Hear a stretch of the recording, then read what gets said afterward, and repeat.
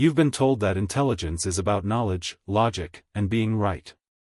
That if you think clearly, speak honestly, and act rationally, the world will reward you. But if you've lived long enough, you've already seen the flaw in that belief. Intelligence alone does not make you powerful.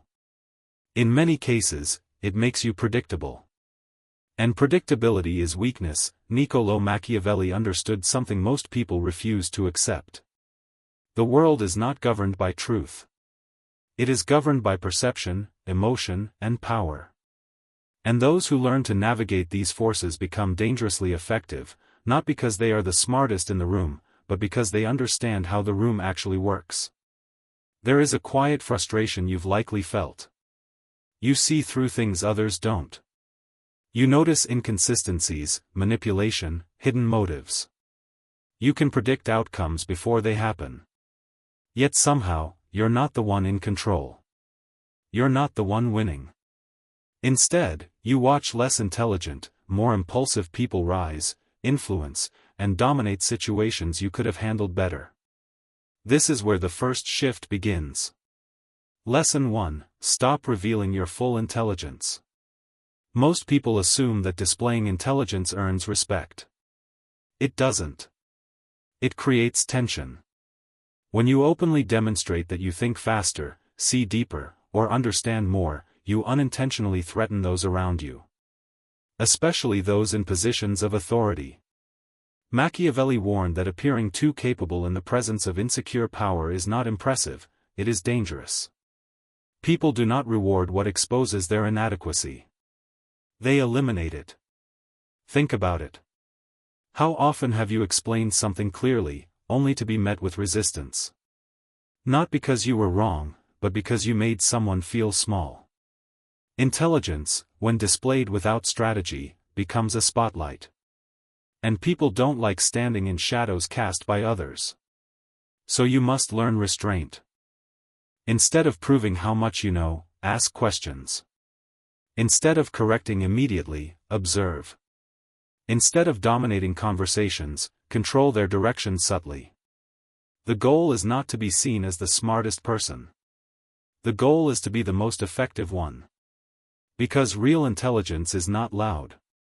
It is controlled. And this leads to the second lesson. Lesson 2: Control perception, not reality. You can be right and still lose. You can be wrong and still win. Because outcomes are rarely decided by truth alone, they are decided by what people believe to be true. Machiavelli made this brutally clear. He argued that people judge more by appearances than by reality, because they are unable to perceive the truth directly. They rely on signals, impressions, and narratives. This means something uncomfortable. It means that your internal clarity does not matter if it is not matched by external perception. You may understand a situation perfectly, but if others perceive you as uncertain, weak, or overly complex, you lose influence. On the other hand, someone with half your understanding but double your confidence can shape the outcome entirely. This is why dangerously smart individuals don't just think clearly, they present strategically. They simplify their ideas when needed. They project certainty even when they are calculating. They understand that clarity in your mind must be translated into clarity in others' perception, or it becomes useless. And sometimes, the smartest move is not to clarify at all, but to let others misunderstand you. Because ambiguity, when controlled, is power. Which brings us to the third lesson. Lesson 3: Never argue to prove a point, argue to control the outcome. Most people enter arguments with one goal: to be right. They gather facts, construct logic, and push for truth. And then they wonder why they walk away exhausted, frustrated, and unheard. Because they are playing the wrong game.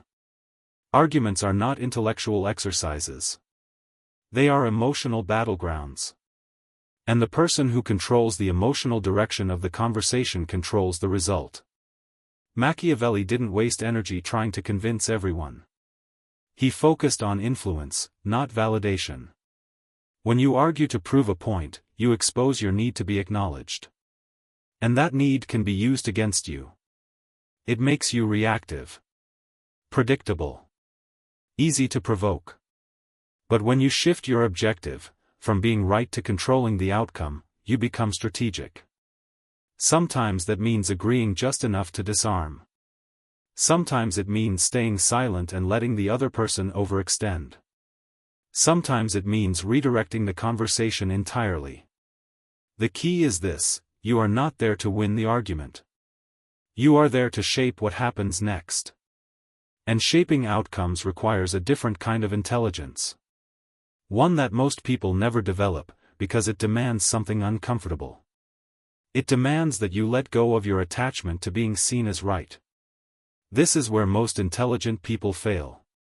They confuse correctness with effectiveness. They believe that if they just explain better, argue smarter, or present stronger evidence, things will change. But people don't change because of perfect arguments. They change when it serves their interests, their emotions, or their image. And once you understand that, you stop wasting energy. You stop trying to enlighten everyone. You start choosing your moments. Because intelligence, without strategy, is just exposed vulnerability. But when combined with control, restraint, and awareness, it becomes something else entirely. It becomes dangerous. And what you've understood so far is only the surface. The next lessons move deeper, into manipulation of trust, calculated silence, and the art of controlled invisibility. What makes someone truly dangerous is not how much they know, but how precisely they choose to act. Most people move impulsively. They react, they speak, they reveal. And in doing so, they expose their entire psychological structure without realizing it. But the individual who understands restraint operates differently. They do not rush to be seen. They do not rush to be understood. They wait. Lesson 4: Master the discipline of calculated silence. Silence is not the absence of intelligence. It is the containment of it.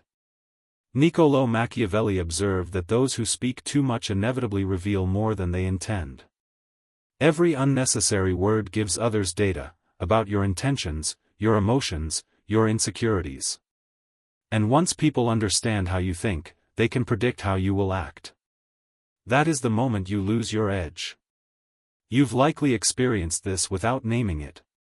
You enter a conversation with clarity, you explain your reasoning, you elaborate, you justify, and somewhere along the way, the advantage slips. The other person becomes more confident, more assertive, more comfortable challenging you. Not because they are smarter, but because you have given them too much access. Silence reverses that dynamic. When you do not immediately respond, people begin to project. They fill the gap with their own assumptions. They question themselves. They reveal more than they planned to. Silence creates psychological pressure, and most people are not equipped to handle it. But this is not about being cold or distant. It is about being deliberate. You speak when it serves a purpose. You remain silent when speaking would only satisfy impulse. You understand that every response is a decision, not a reflex. And over time, this changes how others perceive you. You become harder to read. Harder to predict. Harder to manipulate. Which leads directly into the next lesson. Lesson 5: Build trust strategically, not emotionally. Most people trust too quickly or distrust entirely. Both are forms of weakness. Trust, in its naive form, is based on feeling. You like someone, you resonate with them, you feel understood, and so you open up. You share thoughts, plans, vulnerabilities. You assume mutual intent. But Machiavelli saw trust differently. For him, trust was not a moral commitment. It was a calculated investment. You do not trust someone because they appear genuine. You trust them based on patterns, consistency, and incentive. You observe how they act when it benefits them, and more importantly, how they act when it doesn't. Because people are not defined by what they say. They are defined by what they do when there is something to gain or lose. Dangerously smart individuals understand this. They do not reveal everything at once. They layer information gradually. They test responses. They watch how others handle small amounts of access before granting more. This creates control. Because when you manage how much of yourself others can reach, you manage how much they can influence. And here is the uncomfortable truth: not everyone deserves full access to your mind. Some people are temporary. Some are opportunistic. Some are simply not capable of handling depth without distorting it. If you treat everyone the same, you lose the ability to differentiate. And without differentiation, there is no strategy, only exposure. So you become selective. Not cold. Not detached. But precise. You give just enough to build connection, but never enough to lose control. And once you understand this, you begin to see relationships differently. Not as emotional exchanges alone, but as dynamic systems of influence, perception, and leverage. Which brings us to the sixth lesson. Lesson 6: Learn the power of controlled invisibility. Most people want to be noticed. They want recognition, validation, acknowledgement. They want their intelligence to be seen, their efforts to be appreciated, their presence to be felt. But visibility has a cost. The more visible you are, the more you are evaluated. The more you are evaluated, the more you are targeted. Not always openly, but subtly, consistently. Machiavelli understood that remaining partially unseen creates freedom. When people cannot fully define you, they cannot fully control you. When your intentions are not obvious, your movements remain unpredictable. Think about environments where competition exists: workplaces, social circles, hierarchies. The person who stands out too aggressively becomes a focal point. Expectations increase. Scrutiny intensifies. Resistance forms. But the person who operates just beneath that threshold, visible enough to be relevant, invisible enough to avoid pressure, gains something far more valuable. Mobility. They can shift positions without drawing attention. They can adapt without being questioned. They can observe dynamics without being pulled into them. This is not about hiding out of fear. It is about positioning. You choose when to step forward. You choose when to step back. You control your exposure based on the situation, not your ego. And this requires discipline. Because your instinct will push you to speak, to prove, to show. It will tell you that if you don't assert yourself, you will be overlooked. But being overlooked is not always a disadvantage. Sometimes, it is the exact condition that allows you to move freely while others are distracted by appearances. This is where intelligence begins to transform into strategy. You are no longer reacting to the environment. You are navigating it. You are no longer trying to be understood by everyone. You are deciding who needs to understand you, and who doesn't. And this shift changes everything. Because once you stop chasing visibility, approval, and validation, you regain something most people never fully control. Your positioning. And positioning determines outcomes far more than raw intelligence ever will. But there is one final layer that ties all of this together. A principle that separates those who understand these lessons intellectually from those who actually live them. It is not about what you know. It is about what you are willing to become to use it. There is a point where understanding stops being intellectual and starts becoming transformational. Most people reach the edge of these ideas, feel their weight, and then retreat. Not because they are incapable, but because applying them requires a level of honesty about human nature that is deeply uncomfortable. Because the final shift is not about learning new tactics. It is about abandoning illusions. Lesson 7: Accept people as they are, not as they present themselves. One of the greatest inefficiencies in intelligent people is this: they see potential everywhere. They believe that with enough explanation, patience, or clarity, others will eventually align with reason. But reality does not operate that way. Niccolò Machiavelli built his philosophy on a foundation most people resist. Human behavior is driven more by self-interest than by logic, more by emotion than by principle. People will appear reasonable when it benefits them. They will appear moral when it is convenient. But under pressure, their true priorities reveal themselves.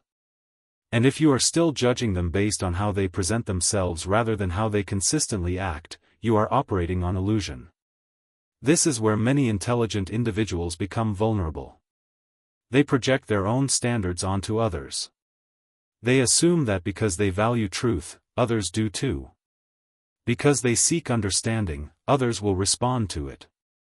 Because they act with internal consistency, others must be doing the same. But that assumption creates blind spots. You overlook patterns because you want to believe in intentions. You ignore contradictions because you expect alignment. You give repeated chances because you are focused on what someone could be, rather than what they have repeatedly shown themselves to be. Dangerously smart individuals do not make this mistake. They observe without emotional distortion.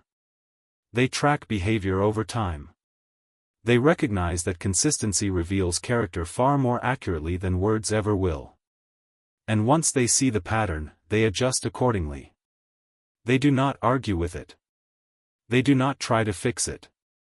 They work around it. Because accepting reality as it is, not as you wish it to be, is the foundation of all strategic thinking. And this acceptance leads to the final lesson. Lesson 8: Prioritize outcomes over moral satisfaction. This is where most people hesitate. They understand strategy. They see the patterns. They recognize the inefficiencies in how others think and behave. But when it comes time to act, they pause. Because they are still attached to being perceived as fair, honest, or morally correct. And there is nothing inherently wrong with those values. But Machiavelli made a distinction that most people avoid. He separated personal virtue from strategic necessity.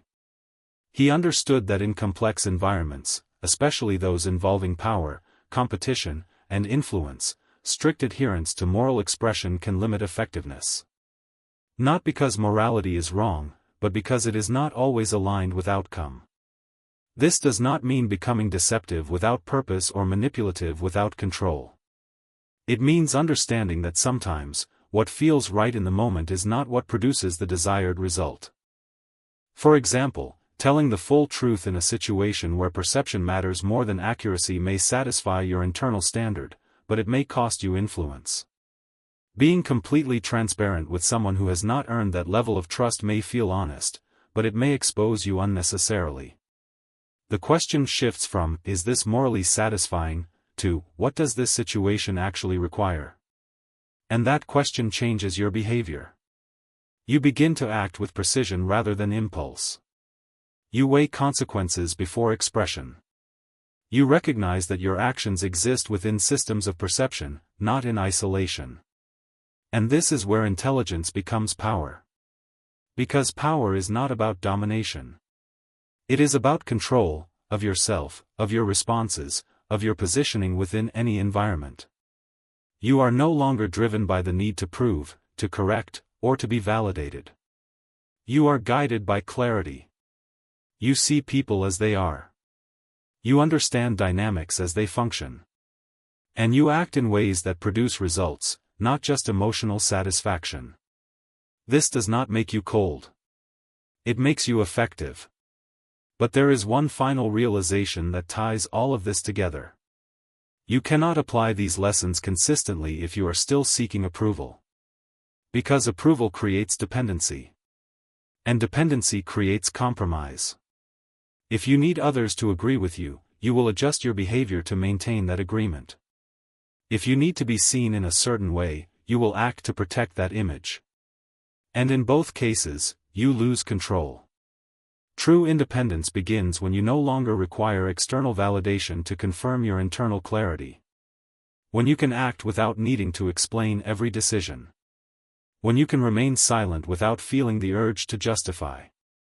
When you can choose distance without guilt. This is where the transformation completes. You are no longer reacting to the world. You are navigating it. You are no longer trying to change people. You are positioning yourself around them. You are no longer exposing your intelligence to be recognized. You are using it selectively to achieve outcomes. And this is what makes you dangerous. Not because you manipulate everything, but because you are no longer easily manipulated. Not because you dominate every situation, but because you understand which situations matter, and which ones don't. Most people will continue to chase validation, argue for recognition, and expose themselves in the process. You won't. You will observe. You will calculate. You will act when necessary, and remain still when it serves you. And in a world driven by impulse, emotion, and noise, that level of control is rare. And rarity, when combined with clarity and discipline, becomes power. The kind of power that does not need to announce itself. The kind of power that simply operates. Quietly. Precisely. And effectively.